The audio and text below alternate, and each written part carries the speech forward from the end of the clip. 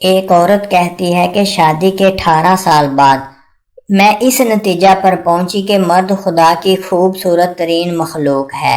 وہ اپنی جوانی کو اپنی بیوی اور بچوں کے لیے قربان کرتا ہے۔ یہ وہ ہستی ہے جو پوری کوشش کرتا ہے کہ اس کے بچوں کا مستقبل خوبصورت اور اچھا بنے، لیکن اس قربانی کے بدلے ہمیشہ اس کی سرزنش کی جاتی ہے۔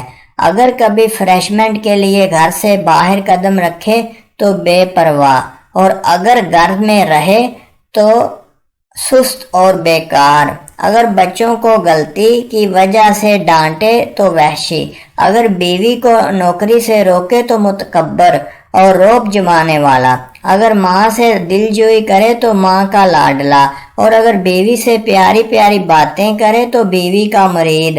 اس کے باوجود مرد دنیا کی وہ ہستی ہے جو اپنے بچوں کو ہر اعتبار سے خود سے بہتر دیکھنا چاہتا ہے۔ باپ وہ ہستی ہے جو اپنے بچوں سے نا امیدی کے باوجود عشق کرتا ہے اور ہمیشہ ان کی بہتری کے لیے دعا کرتا ہے۔ باپ وہ ہستی ہے جو اپنے بچوں کی اذیتوں کو برداشت کرتا ہے جب وہ اس کے قدموں پر قدم رکھ کر کھیلتے ہیں اور جب بڑے ہو کر باپ کے دل پر قدم رکھتے ہیں۔ باپ وہ ہستی ہے جو اپنی بہترین ثروت بلکہ جو کچھ اس کے پاس ہے اپنی اولاد کو بخش دیتا ہے۔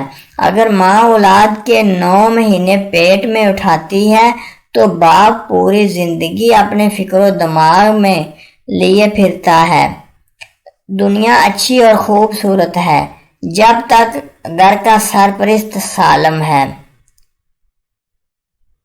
اگر آپ کو ویڈیو اچھی لگے تو پلیز چینل کو سبسکرائب ضرور کر دیجیے۔ شکریہ۔